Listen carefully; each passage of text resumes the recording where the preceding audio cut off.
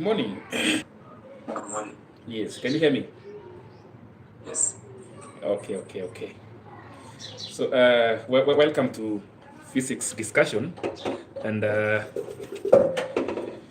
in the morning we had chemistry from 8 to 9:30. You can even see sijafuta nilikuwa nafunza radicals. So what is there is that I would like us to have a plan. We have a very long holiday, so let's have a plan. And the plan is the plan we have is that we have many topics that we are supposed to cover. Form 1, Form 2, Form 3. We will be doing it all of them. There are Form 2s here and there are Form 3s here. When I'm covering a topic in Form 2, the Form 3s should be there. You get it very clear. When I'm covering a topic in Form 3, that day I will allow Form 3s, Form 2s to relax. We have 9 weeks, so I don't think there will be a topic we will not mention. Now, if you can stay here for 9 weeks, then you go back to school, na kuna kitu pato inakusumbua like kwa physics, then you will have yourself to blame because we are here. Actually, I'm not even supposed to be teaching topically. I'm supposed to be answering questions from you. But just find a way that you be asking questions that you feel like ungetaka kujua. Yeah, isikuwe ni at all the time, sui nini. And once we solve a problem with you, don't allow the problem again to come back to you. Like, you have a problem with electrostatics. By the way, I'm supposed right now to handle electrostatics. So, unapata mtu, we have solved electrostatics today. Next week, then I have a problem with electrostatics. No, let's have a purpose in doing this. I will use a given analogy to explain to you what I mean.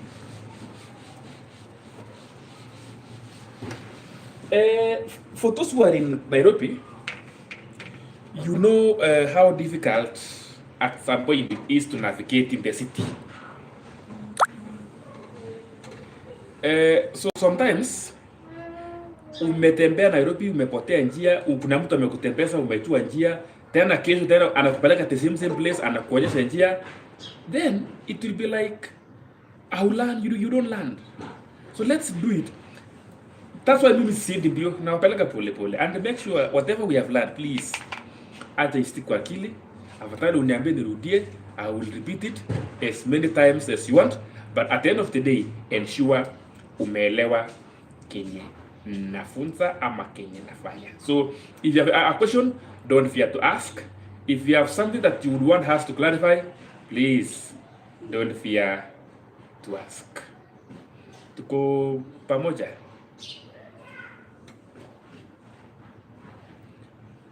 Those who are in the lesson in the morning.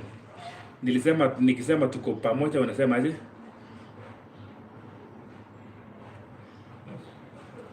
Yeah, nice.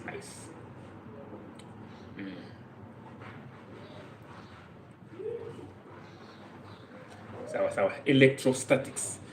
The reason as to why they combine in the morning I was doing structure of the atom is because electrostatics, for you to understand electrostatics, it must come from the structure of the atom.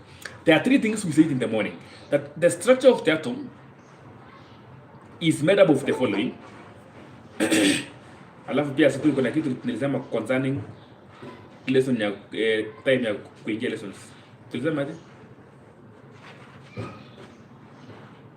Exact time tuingienge like kama ni 10 tuingie 10. So structure of the atom is made up of, it has 3 subatomic particles. We have the protons, the neutrons, and the electrons.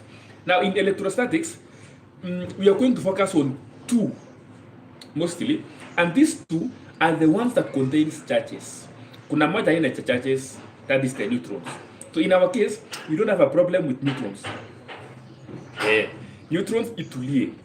Sisi, our issue ni protons, which are positively charged, and electrons, which are negatively charged. There are so many concepts After this nitaingia electrostatics 2 kesho. Ama Thursday, lakini most probably kesho. Yeah, electrostatics 2 is built from electrostatics 1. Are you together? Now, what's happening here is this.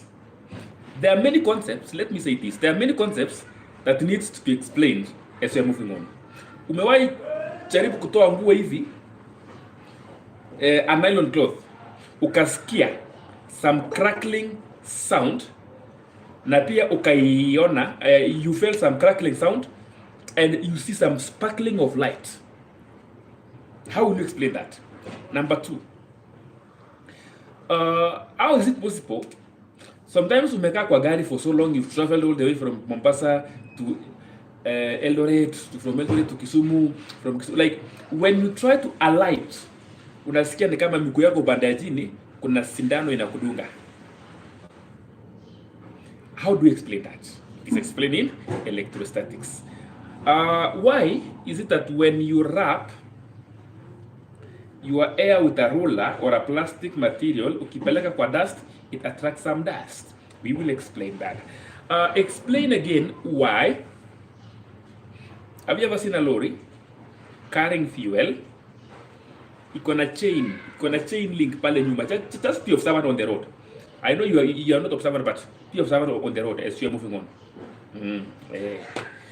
Kuna lorry iko na ka string, ka chain, a metallic chain. What is the role of that chain? Especially lorries carrying what? Fuels. Sile zingine ziko nazo, yes, but especially lorries carrying fuel. Number 5, number 6. Okay, there are very many. Have you ever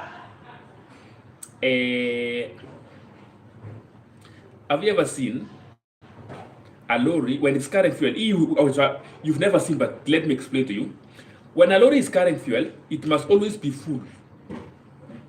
That tank ya fuel, it must always be full. Not halfway, it must always be full. Ikitoa fuel Mombasa,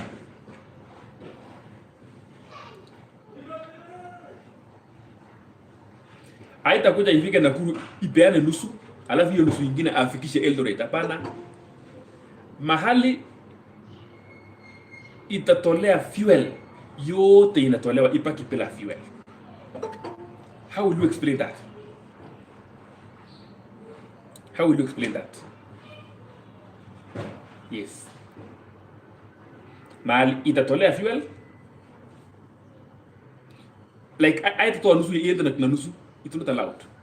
Tall buildings, all this in electrostatics, tall buildings, it must have an we call it what? Ile nini ya pale juu, lightning arrestor. How do you explain that issue of the lightning arrestor? I want you to remove the issue of kuna ile narrative yenu mnasemanga ati. By the way, let me ask, how many of you are told that ukivaa sweater ya red utachapwa na lightning?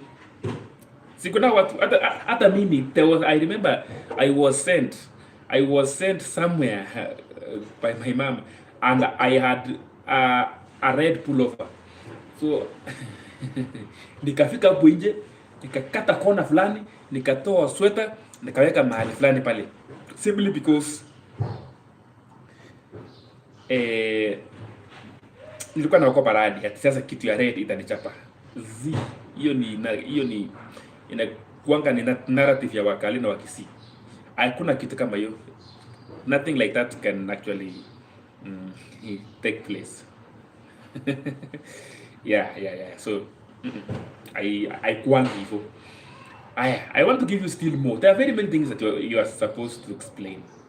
When you brush your shoes, kuna kiatu imenyeshewa pale nje ikakauka.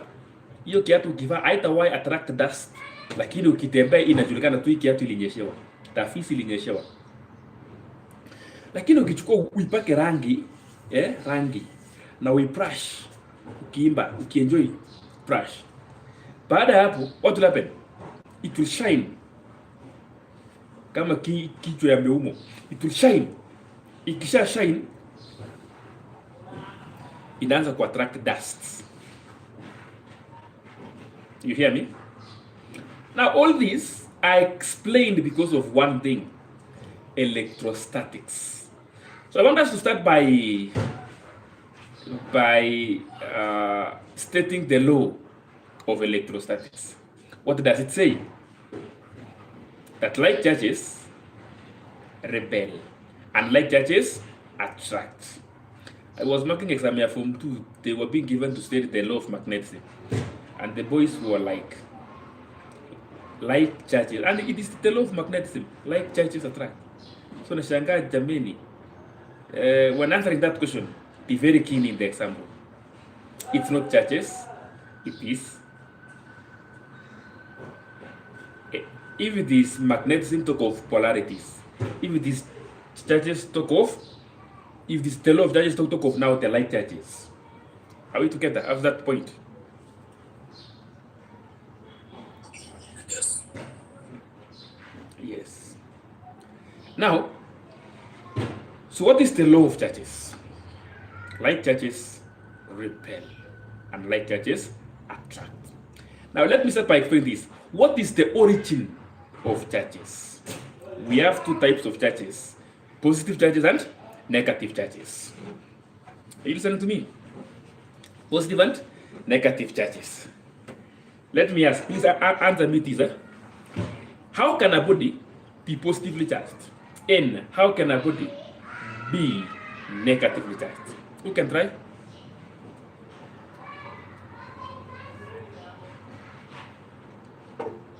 Ryan? A body is positively charged when it has more protons than electrons, and it's negatively charged when it has more electrons than protons. Now, okay, that is good. Ningekupa have a mark out of the 1 mark. My question is this. How does a body have more protons? I mean, what takes place to the extent that now a body is having more protons and that one is having less protons?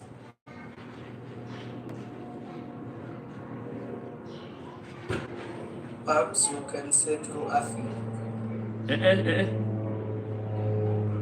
Like before everything takes place, before a body becomes positively or negatively charged, the number of protons which are positively charged are equal to the number of electrons that are negatively charged. Now, what takes place such that one body can become positively charged, the other one becomes negatively charged? Steve? Since protons do not move, it is electrons which move away from the body, thus giving the body having more protons, thus positive. Now, in simple terms, a body becomes negatively charged by gaining electrons. Are you together? And a body becomes positively charged by losing electrons. You andika mahali. Say a body becomes negatively charged by gaining electrons, and a body becomes positively charged by losing electrons. You andika mahali. Alafu ndio nikuulize swali. Kama umesikia nikisema losing protons or gaining protons, utaniambia. Hakuna mahali a body can lose or gain protons.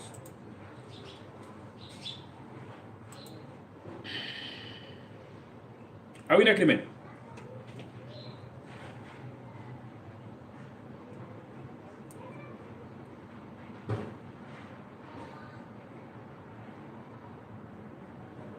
Yes.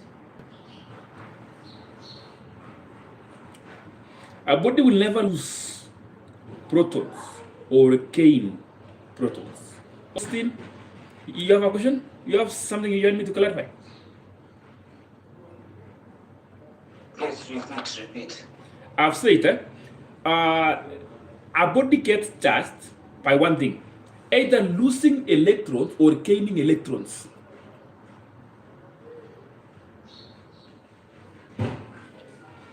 Protons can neither be gained. Neither is presented by the what? Is it neither or? I'm like neither nor. Nor gained. It can neither be lost or nor gained. together?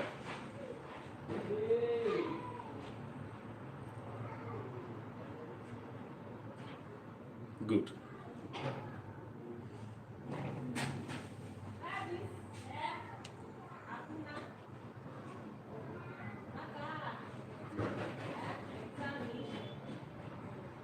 Aya, nataka tuendelee vizuri. Yes, sasa nataka niwapeleke mbio sana. Sitawapeleka mbio sana. Sawa. I will not take you very fast. So, nataka tuanze. What is electrostatics? Nataka tuanze hapo. Somebody to tell me, what is electrostatics? What is electrostatics?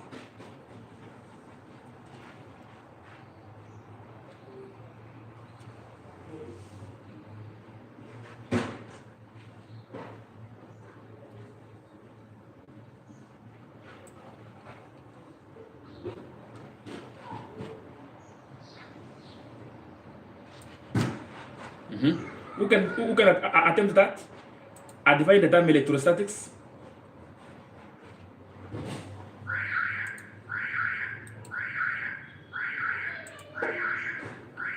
Yes, It's a very simple thing, Study of the static charges. Study of the static charges. A very simple definition. That is electrostatics. Yes. Songe mbele. I've told you we have 3 subatomic particles: protons, neutrons, and electrons. Protons are positively charged. Neutrons are neutral. Here the kama rhyming words. Neutrons are neutral. Electrons are negatively charged. Protons are positive. So if an object has more of protons, it is said to be positive charged. If an object has more of electrons, it is said to be negatively charged. Wacha nieleze tena hivi vizuri ndio msikie tena kwa mara nyingine. An object can have more protons because it has lost electrons. An object will have less electrons because it has lost the electrons. It can have more electrons because it has gained the electrons. It's all a matter of electrons being gained or being lost. Kama hiyo umenielewa, nipe thumbs up ndio niendelee na kitu kingine. Haya. Yes, kuna mtu ame raise mkono juu ama alikuwa na kuna mtu ana jina kwanza. Somebody doesn't have a name. Anatumia kadot. Ni sawa.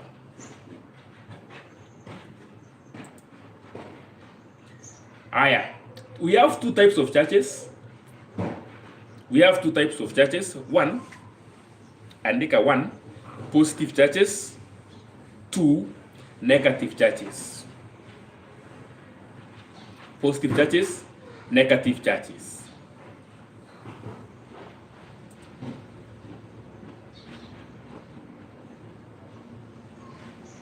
Positive charges is obtained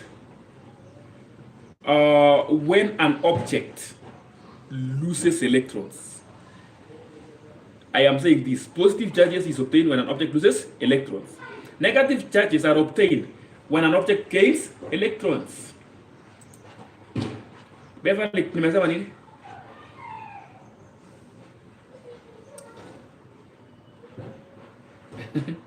Niambie kitu nimesema.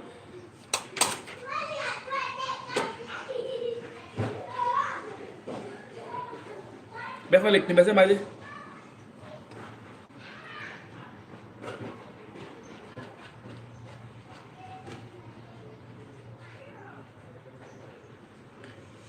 Beverly kumba yuko class.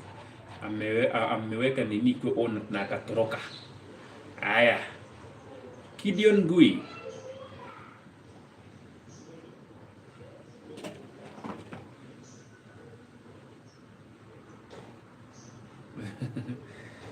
Pia yuko lesson. Aya, sawa, haina shida. Now, So we have positive charges and then we have negative charges. Are we together? I think that one I've mentioned. SI unit of charge, SI unit of charge, and take a coulomb. And the symbol for coulomb is C, capital C. SI unit of charge is coulomb. If we have 20 charges or whatever the case, calculate the number of charges is coulomb.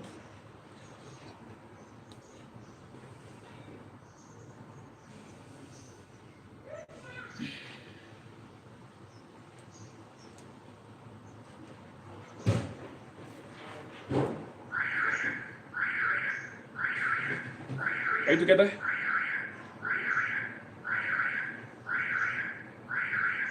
Yes.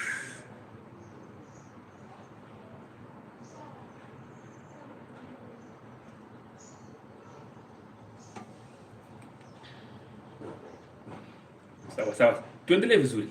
So andika SI unit ni coulomb, capital C.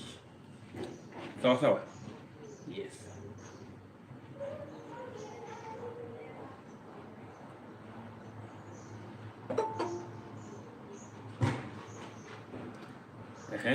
Let me explain this.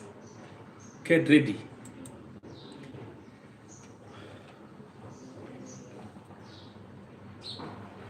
Now, kama kuna kitambaa kama hii, for example, and you have a material like this pen, if you wrap it this way, you wrap it. There are two things that can take place. I'm using the word can because it may not. If I wrap it this way, it can either gain electrons or lose electrons. If this object, this pen, let me pin the screen.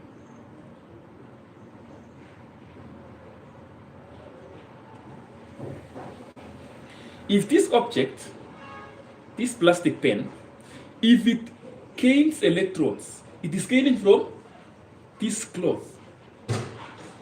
Now this one is losing electrons to the pen. It takes place simultaneously. If one is gaining, the other one should be losing. So if this one gains electrons, it becomes positively charged. What will be the charge in this material? Somebody?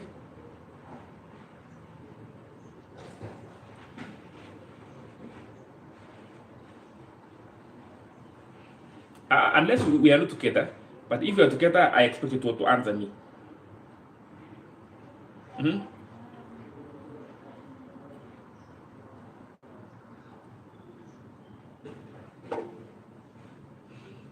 I would want somebody to talk like Simi naongea.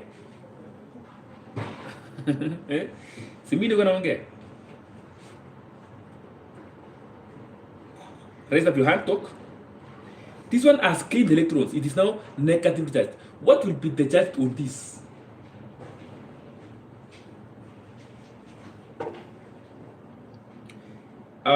Gideon? Positive charge. Why? It may lose electrons. In negative because it may gain electrons. Now write this. Kuna kitu nataka uandike. Can you write this? Materials that becomes negatively charged when rubbing. It becomes negative charge. Ukirub hivi. Andika materials that becomes negatively charged when rubbed. I want to give you 3 of them.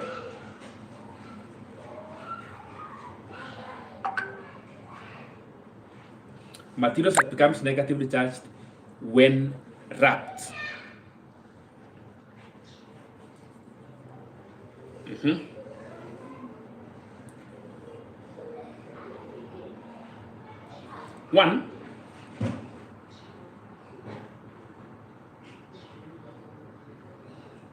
One, andika plastics.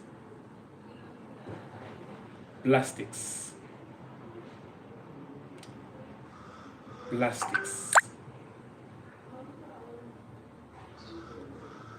Plastics, polythene and ebonite. Plastic, polythene and ebonite. Plastic, polythene and ebonite. Ebonite, these are just materials. They become negatively charged when wrapped.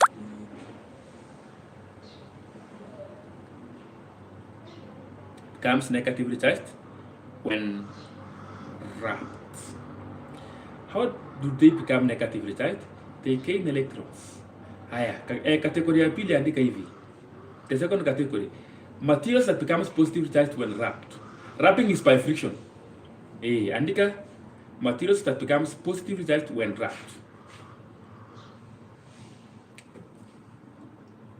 Number 1, glass.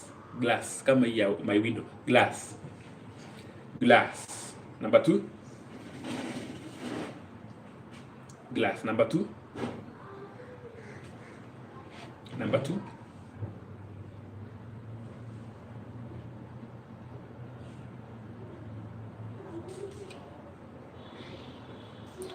Acetate. Acetate. AC. Let me write on the board.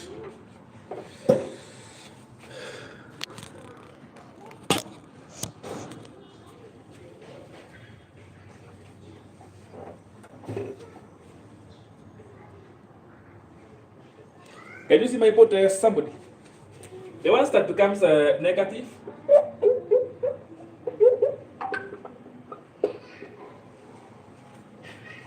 Somebody confirm you can see my board. Ernest Bradley, can you?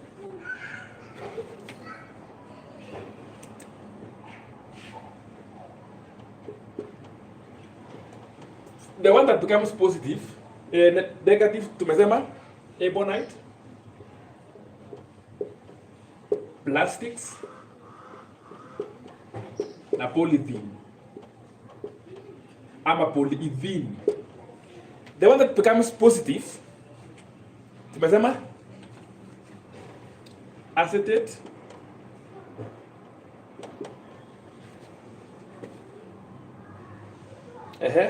perspex, glass,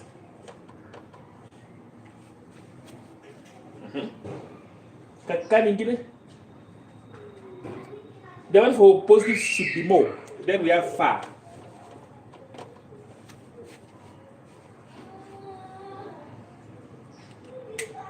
Yes.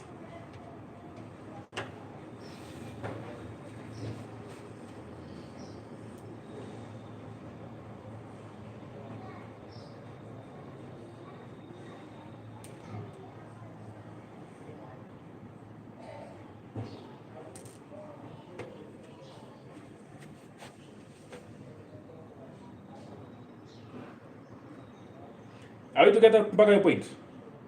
Thumbs up? Yes. Sitaki tukaambia tuko na long holiday, sitaki niwapeleke mbio.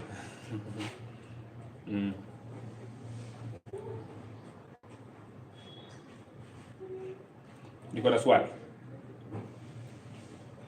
Listen to this question. Listen to this question. We have 2 balloons. Unfortunately, it's 10 balloons. There is something in science, we call it the power of imagination. You imagine things, how they happen. Power of imagination. Imagine this is a balloon, and this is a balloon. All of them are wrapped using the same material. All of them are wrapped using the same material. Why is it that when the balloons are being brought close together, they repel each other? Steve? They will have acquired like charges. Good. They would have acquired similar charges. Now, this is a wall. Okay, in the balloon, and this is a wall. Wall, ukuta. I don't know how we say it, wall. In this wall, we have a balloon. You wrap the balloon on the wall. Then when you remove the balloon and you take it close to the wall, it gets attracted to the wall. I don't know kama umesikia kitu nimesema. We have a wall, kama hii mkono yangu ni ukuta. You wrap it using a balloon. When you remove the balloon and you take it close to, it gets attracted to the wall. What is the point? We see. Because they will acquire opposite charges, that's the attract. Yes, because they will acquire opposite charges. By the way, what material is the balloon made of? Balloon is made of which material?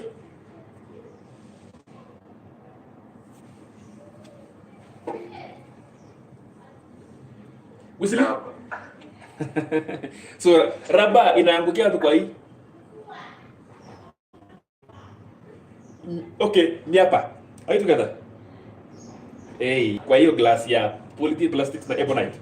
Now it will, if balloon which is being wrapped on the wall gains electrons, automatically the wall is losing electrons. So the wall is becoming positively charged, and the other one is becoming negatively charged. So they will attract to each other. Are you together?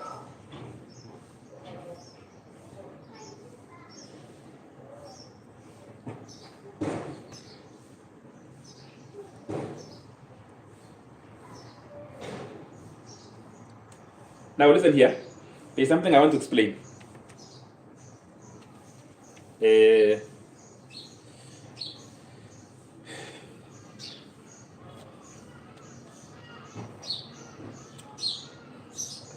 something I want to explain.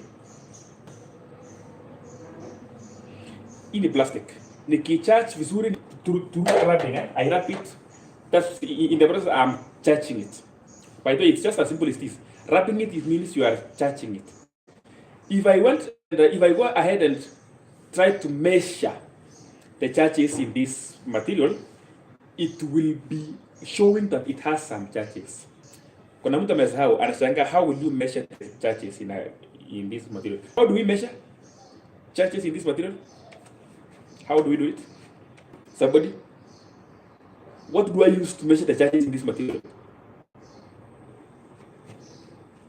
Yes?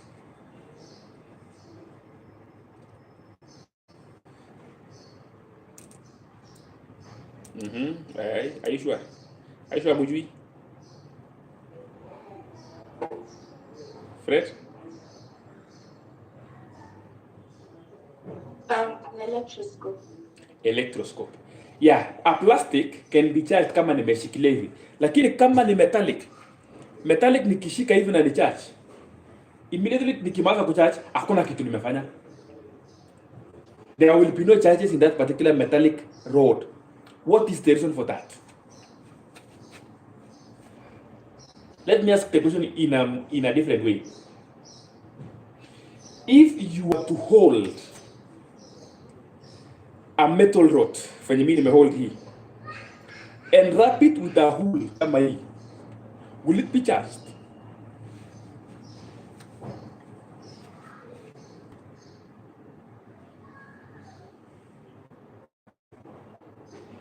Will it be charged? The answer is, Ryan? I'd say no. You will say no, and that is correct. No, it will not be charged. Why? Because a thing will take place whereby electrons will flow from the ground to the metal. Yes. You know,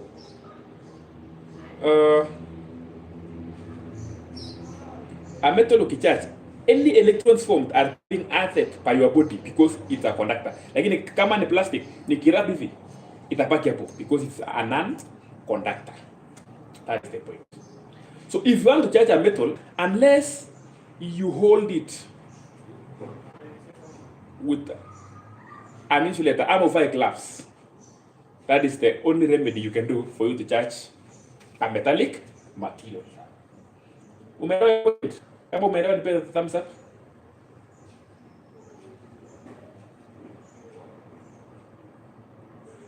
Good.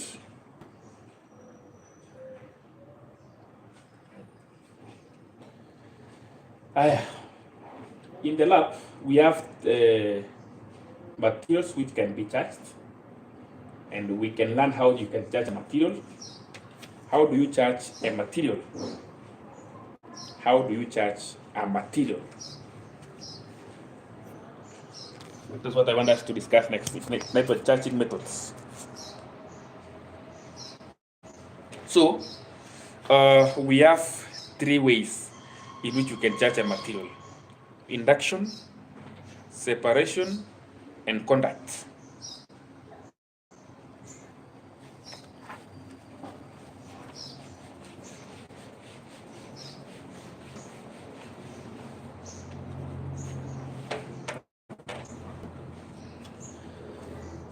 in the lab, there's a material called polystyrene ball, something round that has been covered by a metallic, sorry, not a metallic. What do you call this? Aluminium foil. Of course, it's a metal. Yeah, imetumia tu kuikava, and you're supposed to charge it. There are 3 ways in which you can charge it. Charging methods are: 1, we have induction. Number 2, we have conduct. Then number 3, we have separation.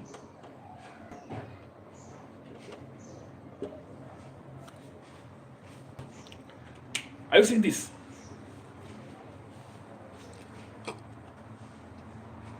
Safi.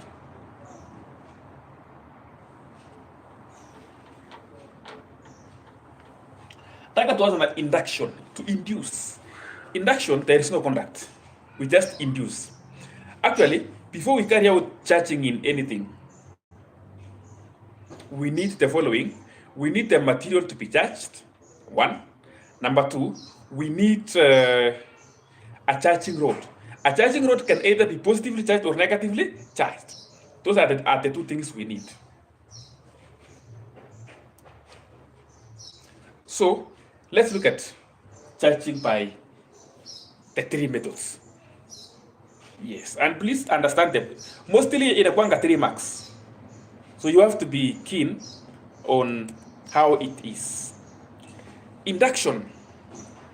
Nile unaleta close to, but not touching. Look at this.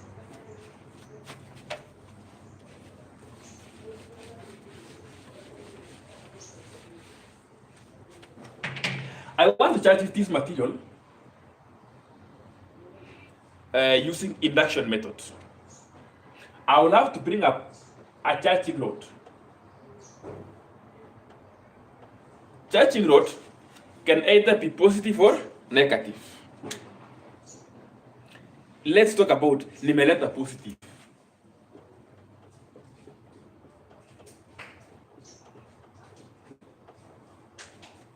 Let's say it is positive. Remember, before this material is being charged, it is neutral. Neutral doesn't mean that it has no charges. What does neutral means? It means it has charges at equal numbers. Tumeelewana? Positive charges, negative charges are equal, so it is neutral. It is not charged. Kuna mtu atainterpret vibaya aseme because it is said it's not charged, then it has no charges. No, it has millions and millions of positive and negative charges at equal numbers. Are you together? Now, nikileta positive close to, from the law of electrostatics, what happens here?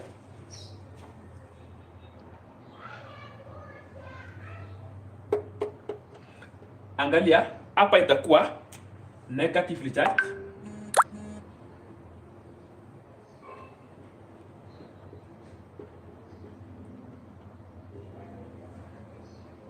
Huku ikuwe positively charged. I want to explain something very good here. Please make sure you get it very well.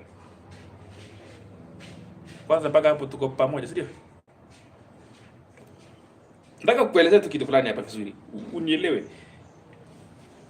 Huku ni positive, huku ni negative. Mbona hapa ilikuwa negative huku ikawa positive? This part ilikuwa negatively charged because the charging rod is positive, so ili attract the negative charges, ili attract the electrons ikakuja hapa. Usiniambie ati negative electrons. Negative electrons, sinajua. The moment you mention the word electrons, I know it is negative. Somebody say it. I have 3 daughters, and all of them are girls. Like, when you say the word daughters, we know maneno mingi wachana nayo. I have 3 sons, and all of them are boys. That part was so. Whenever you talk about electrons, they are negative. Protons, they are positive. Now, hii electrons ilifika hapa, ilikuwa attracted by the positively charging rod. This is the charging rod.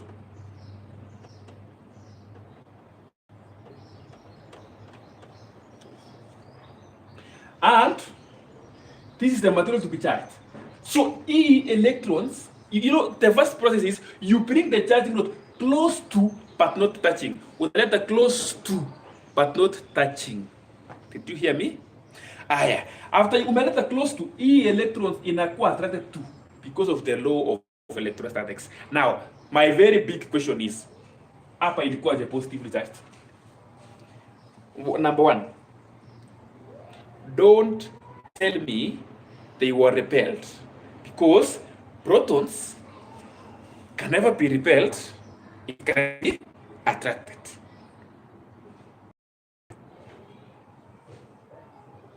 Andika hapa kwa comment section, protons can never be repelled nor attracted. Andika hapo.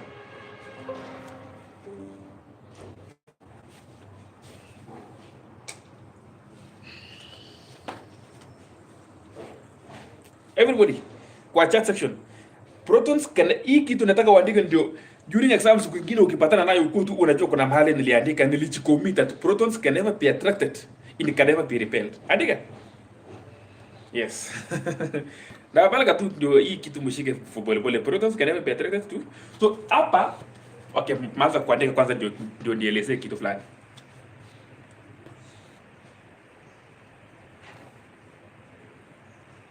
Kila mtu andika tu, si utasahau, lakini ukiandika uweze sahau.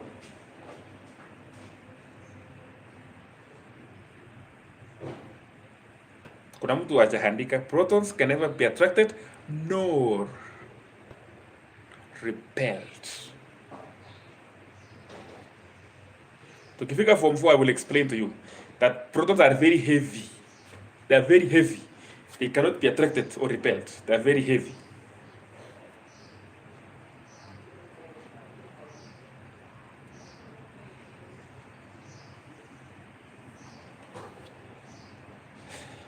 I hope tuko pamoja.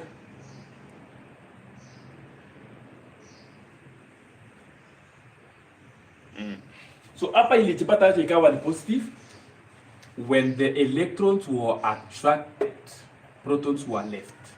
Hii ilikuwa attracted, hii ikawa left, ilikuwa left, iliachwa hapo.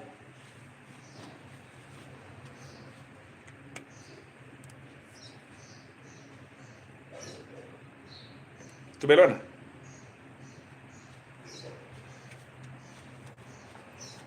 Aya. After hapo, what next? Imekuwa, now it have been separated. Protons imeachwa huku, electrons ikachukuliwa huku. What is the next step? We are judging by induction. So the next step ni gani? The next step ni you simply touch. You touch this part using your finger. Touching brings earthing. Touching leads to earthing. Touching leads to earthing. Anytime you touch an object that has some charges, you are earthing. Hebu sikia vizuri sasa. What is earthing? Earthing is the flow of electrons to or from the earth. It can flow from the earth to the object or flow from the object to the earth. In our case, I'm touching a positively charged object. So electrons will flow from the earth. Weka hapa arrow. It will flow from the earth ikielekea wapi? Hapa. Lakini kama ningeshika a negatively charged object, it will flow from that object towards the earth.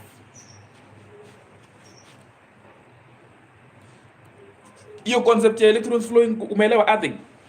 The symbol for earthing ndio hii. If I touch a positively charged object, electrons flows from the earth to that object.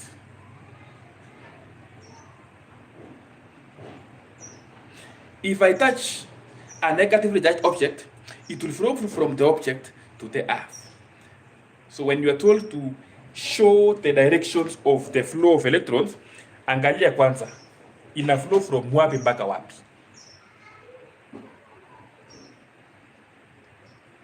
Kama if I'm touching a positively charged object kama hii, ita flow from the earth iende neutralize C. Lakini if I'm touching a negatively part, it is from the negative to the earth. Now after the touch up, what happens? Electrons in a flow neutralize the positive charges.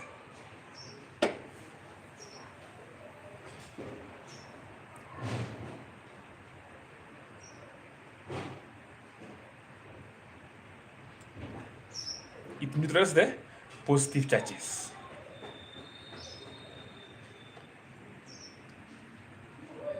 So at the end of the day, this is what I'm going to have. Hii ishakuwa neutralized. So nimebaki na negative charges. These negative charges undergoes what we call redistribution. That's a term that you will be using. Andika hapo kwa chat section. Redistribution. Redistribution. Redistribution of negative charges. So kila mahali inakuwa redistributed kila mahali. Redistribution. Write it on the comment section, on the chat section there. The negative charges, or the electrons, are redistributed. Redistribution.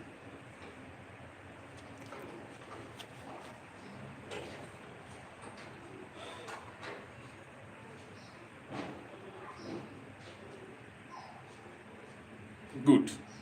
And this is what comes out of it. So in induction, ukitumia positive unapata negative. Nikitumia negative napata nini? Positive. Nataka angalia hii. Let me change something here.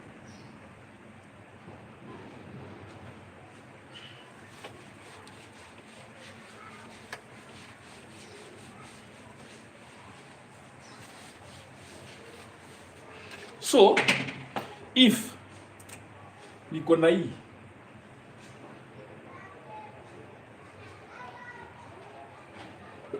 negatively charged rod, what will happen? First of all, I must show the charge distribution here. Hapa nitakuwa na electrons, hapa nitakuwa na protons. Do you know why? Because electrons were repelled by this negatively charged rod. Then protons were left here. Mpaka hapo kwanza tuko pamoja. Now, then I touch here.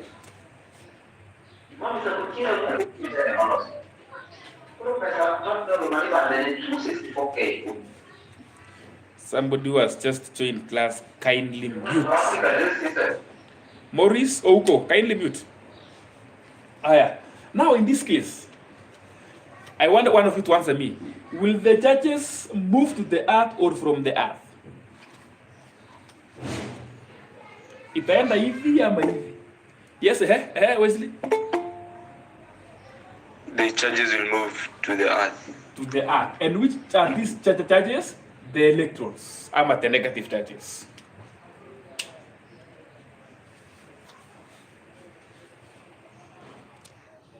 Are you together?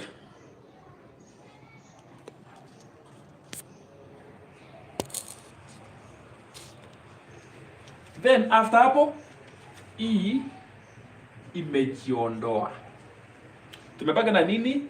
Positive charges. Sasa I say that positive charges do not move. They do not move. But they can undergo redistribution.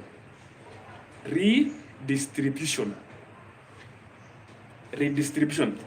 Somebody is texting me and saying the pod is not clear.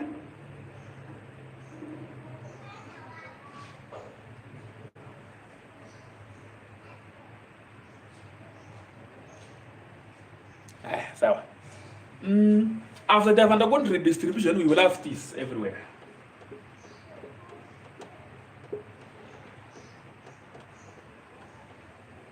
Imekuwa redistributed, hakuna mahali imemove.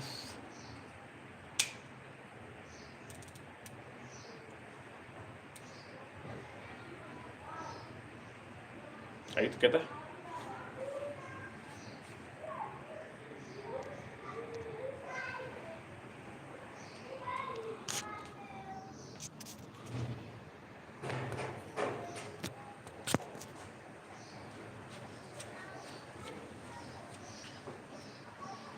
Yes. So that is how it should be. That is charging by induction. Ukitumia negative unapata positive. Ukitumia positive unapata negative. I'm giving you 1 minute to digest what I've just said.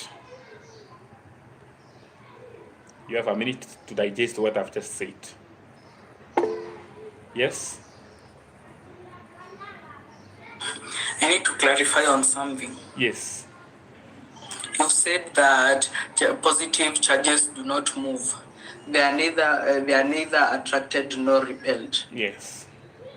So when we at the part whereby we have the glass rod, can you please repeat what you said? What happens to the positive charges that we are supposed to use in our statement? In this case, Yes. like if this is the charging rod, right? Yes. Which is positively charged, being brought close to uncharged polystyrene ball. Because it is, okay, if it is negatively charged this way, it's going to repel the negative charges or the electrons on the other side, far away from it. Are we together? Yes. Then when you touch this point, then the electrons which were on the other part will move to the earth. Are you together? Yes. Now we remain with positive charges on this side. Now when you withdraw the charging, I mean the earthing, and then you withdraw the charging rod, what happens is the positive charges undergoes redistribution. That one does not say or does not mean that you have said the protons flows. No. They have just undergone redistribution. So that the whole of the material can have equal charges, uniform charges of positive charges. Are you together? Yes. Now my question was, when you are mentioning when the charging rod is brought close, you don't mention anything to do with the positive charges. You just mention to do with the negative charges. If you have to mention positive charges, you say the negative charges were repelled and the positive charges were left. Always the positive charges are left. When the negative charges are repelled, it leaves behind the positive charges. When the negative charges are being attracted, it leaves behind the positive charges. You get my point? Yes, I've gotten it. Good.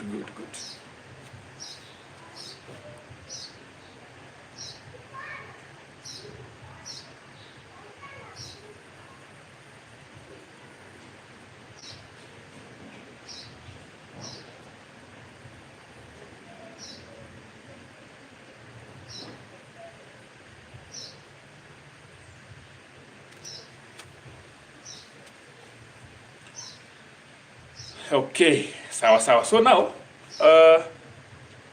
we can proceed. Can we do it now using after induction again? Conduct. So, okay, let me say this. Induction requires earthing. And induction, anytime you're using induction, earthing must be there. Induction requires earthing. You write on the chat section here, the comment section, then you write on your book that the induction requires what? Earthing.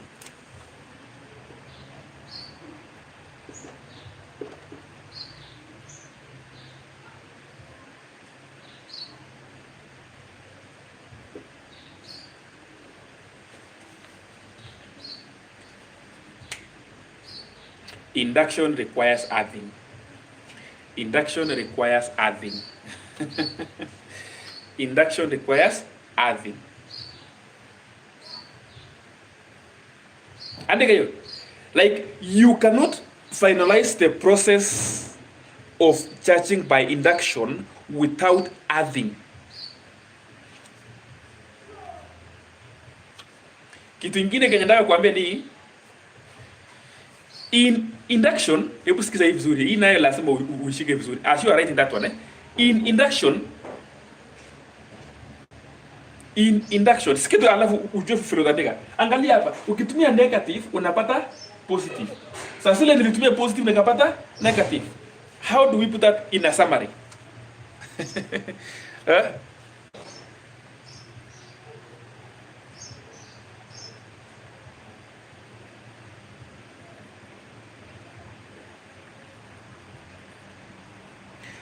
Nataka mtu atuweke hiyo kama summary.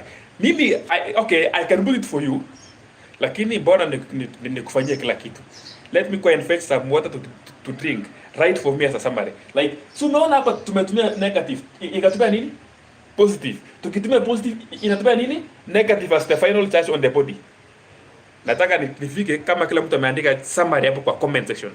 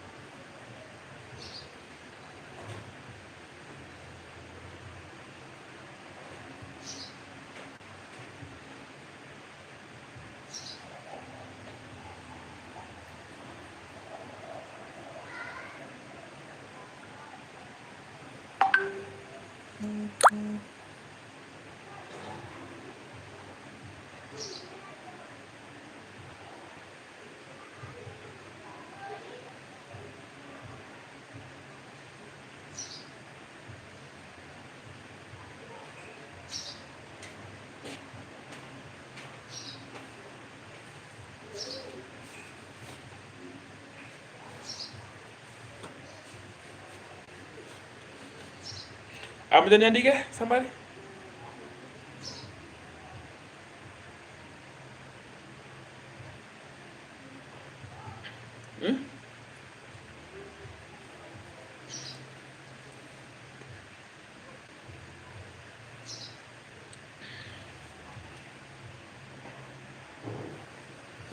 Okay, muniambie basi ni nini? Somebody raise up your hand na uniambie.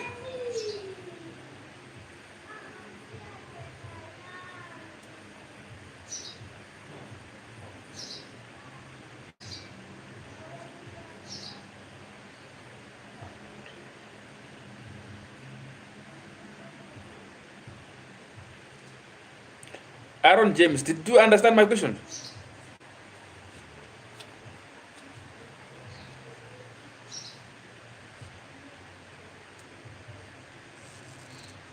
Weasley, did you understand my question? I'm Ryan Soinga. Did you understand my question? Now answer me.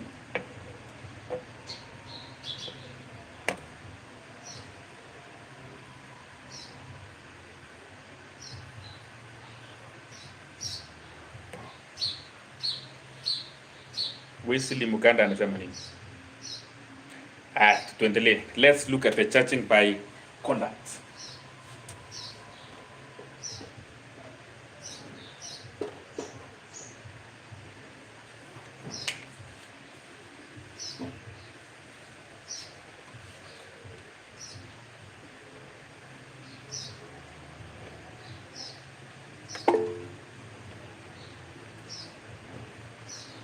Yes. Somebody mwenye anataka kuongea?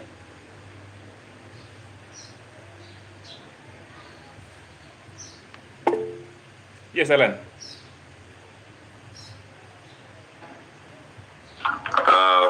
When a body is charged by induction, it acquires charges that are opposite to the inducing charge.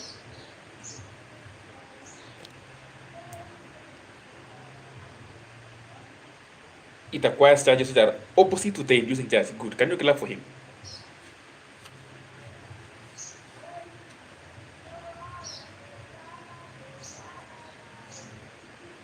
Conduct. Let's look at conduct. Conduct is a symbol as it has the word, it has the action conduct. So if you have a polystyrene ball this way, which is not charged, then you bring up this one close but not touching. You know, it has two steps.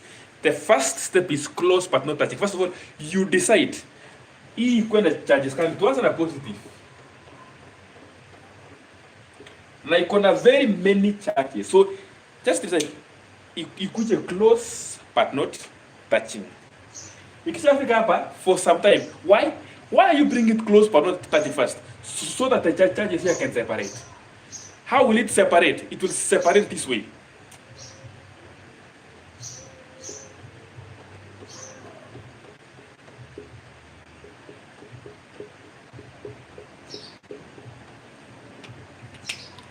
Negative and positive. Hapa iko positive, hapa kuna negative. Positive, haikuwa rebelled. I think it may clarify. The negative were attracted this side, positive ikaachwa. Then after hapo, you let this now touch the conductor. I mean the material being charged. When it touches,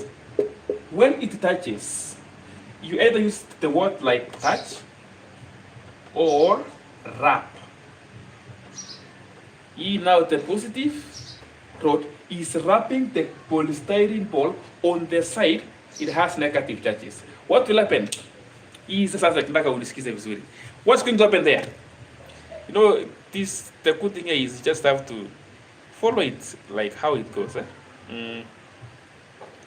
What happens here is the positive charges in the charging rod neutralizes some. The keyword is some. Why not? Because it may not neutralize all. Unajua hii maybe hapa uko na 1 million positive charges na hapa uko na 10 million negative charges. Will it neutralize all of them? No. It will neutralize some of them. So the positive charges in the charging rod neutralizes some of the negative charges in the polystyrene ball. Then from there, now you remove the charging rod. What will happen is you will have this.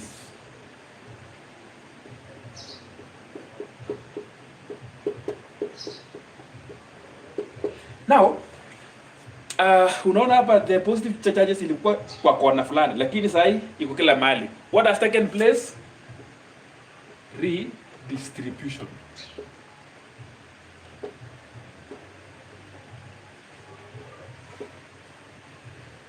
Give me thumbs up mpaka hapo.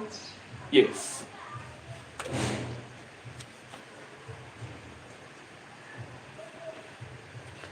There is something I'm feeling like I should also clarify.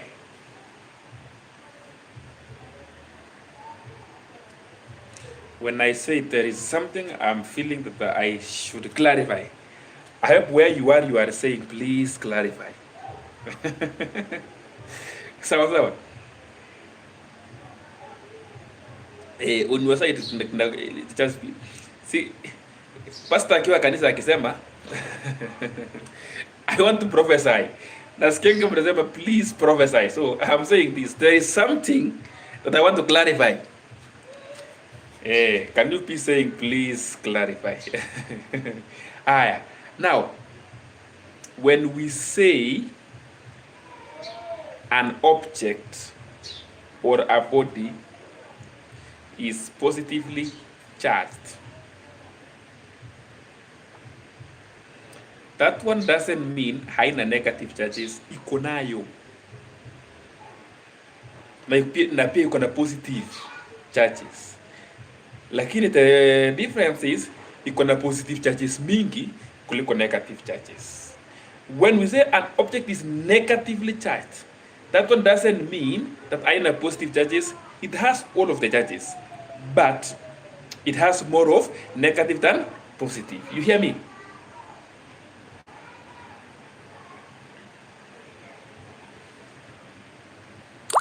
Thank you.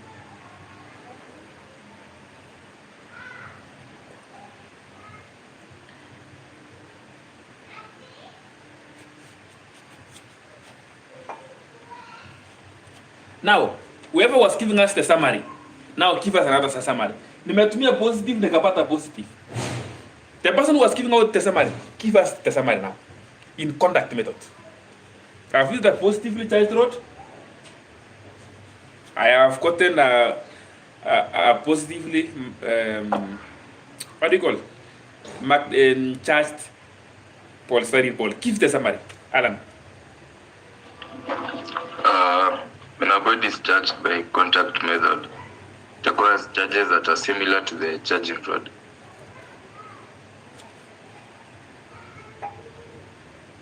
Makofi. Kama una wivu piga makofi, lakini kama uko na wivu kama hao wengine, najua uweze kupali.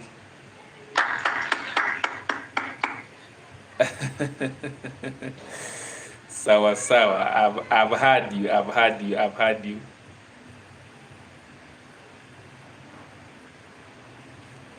Aya. Now, that can occupy 1 minute. Look at this.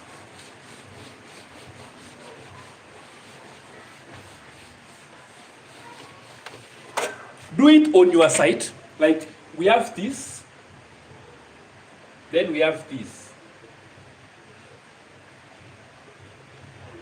By conduct method, nataka ufanye mpaka uniweke something ya mwisho pale. Like sasa nini take place, umeleta close to, ikakaa kidogo, you let it touch or to wrap, then give us the final charges. Have you heard my question? Kama umenielewa, put me the thumbs up. Good. Now I'm giving you 1 minute. Proceed.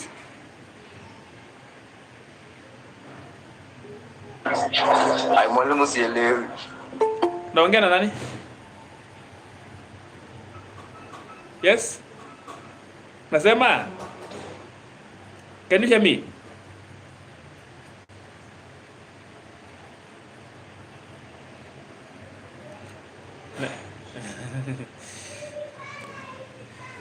So you have the charging rod, which is negatively charged.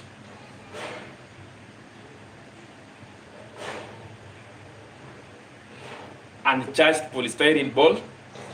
Now, yeah, the first setup I had used a positive one, and we found a positively charged polystyrene ball. Now, in this case, I'm changing. We are using now the negative one. Please proceed to that charging, and then you get the final charges here. I'm not asking too much.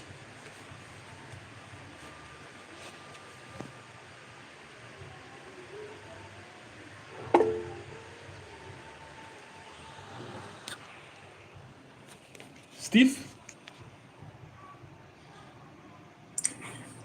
So the positive charges will be attracted to the negatively charged rod. Twende pole pole tuanze. So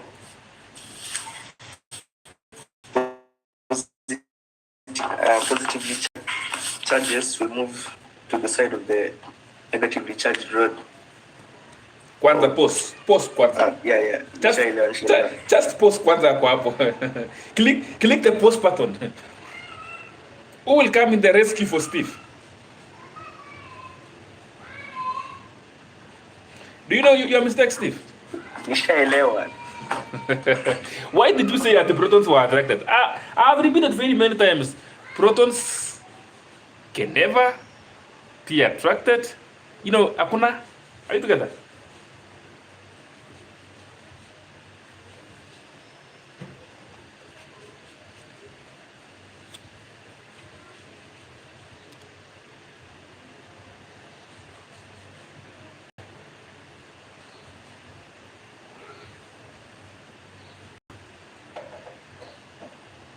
Tumeelewana? Aya, so proceed to, I'm giving you 1 minute, everybody. And remember, we have less than 20 minutes. We have 18 minutes, and we are supposed to discuss up to separation.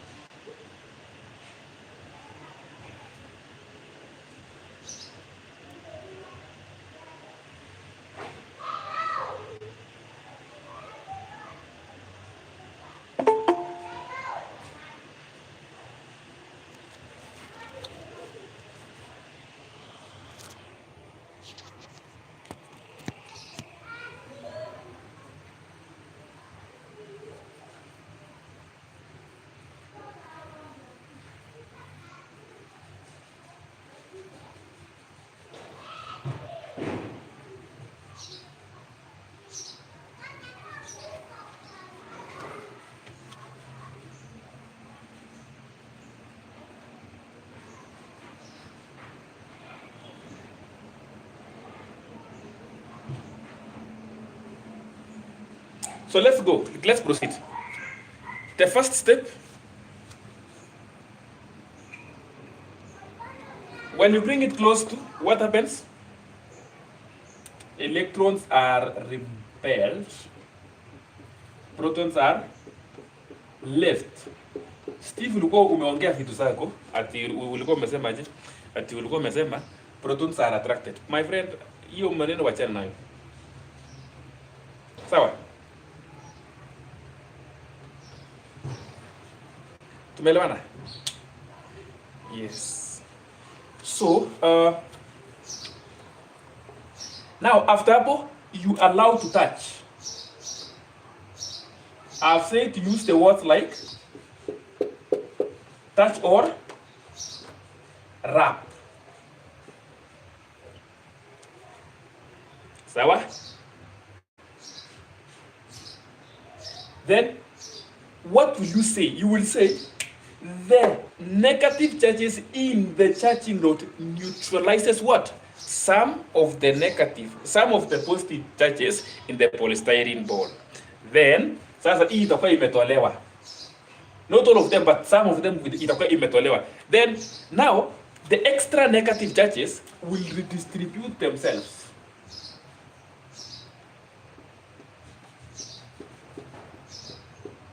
Hivi kila mahali.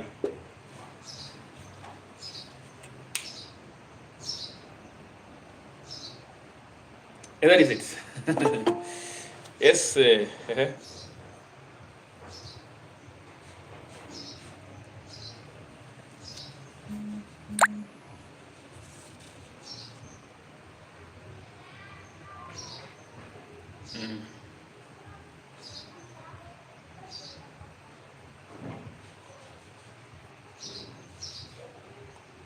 You get my point? Yes. Kama tuko pamoja nipigie thumbs up.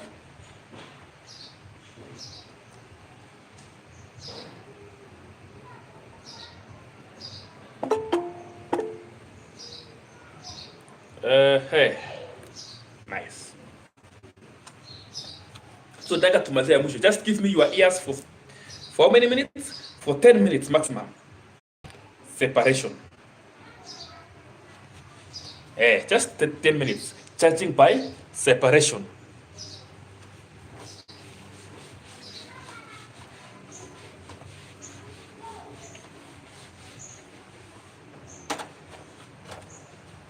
Now here. Wacha nifute hii. Now, charging by separation.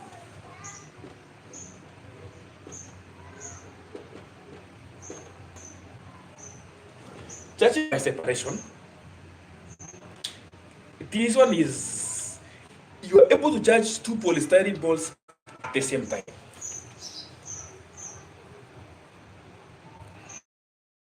Polystyrene balls at the same time. Look at this. You have this. Then you have another one here. So you have two polystyrene balls that have been made to touch each other, so they behave as if it is one body. So imekutana hivi, so ni kama ni one body. So we have A, then we have B. Then you bring your charging rod close to, but not touching. Ukiweka hapo, what will happen? Show the charge distribution. Show the charge distribution. By the way, Saturday tutakuwa na RAT contest. There will be a contest that will be taking place online, and the topic will be e-topic. And everybody should score 30 out of 30. So now mimi nafunza, alafu wewe ukose. Haya. Show the charge distribution.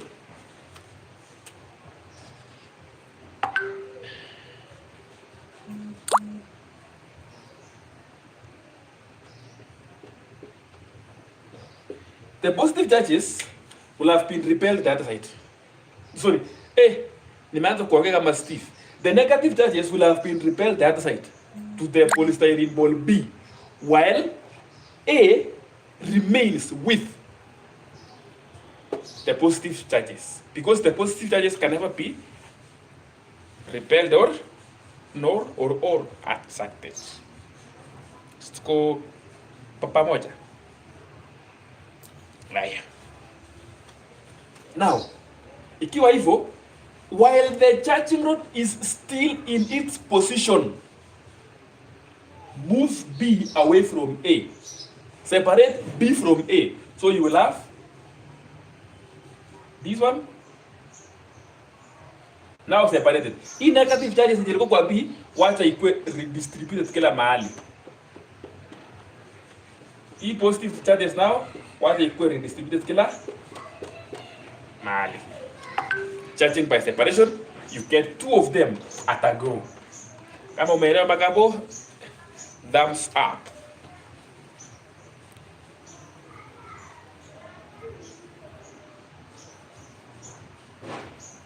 Nice. So, nataka tu niseme kitu cha mwisho, then I release you guys. You go for you go for what? You go for lunch. Now, I want to give you an assignment.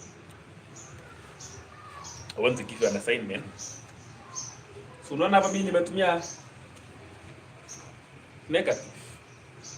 So nataka assignment nakupea ndio hii.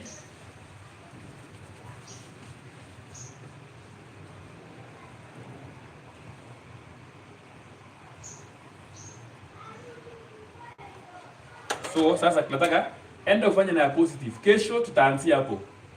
Positive ndio tuone what is the outcome when you use a positively charged rod in a separation method.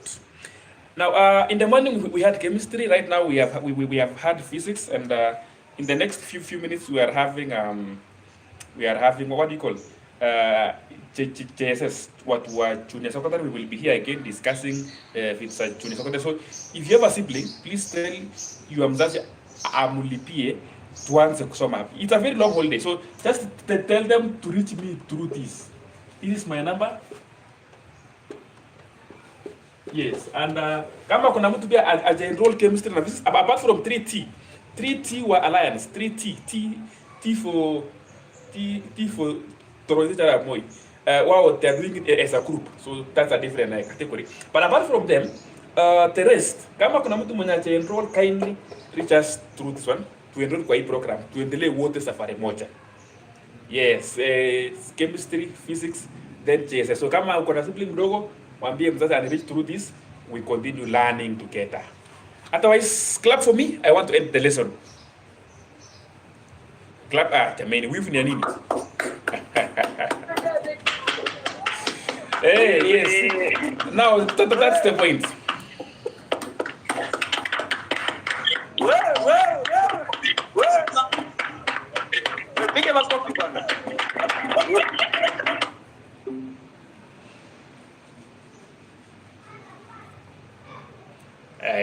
Sawa.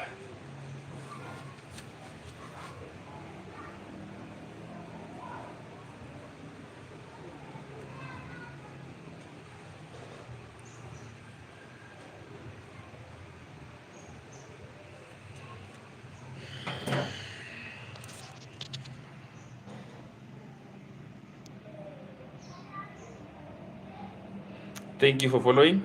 See you next time again.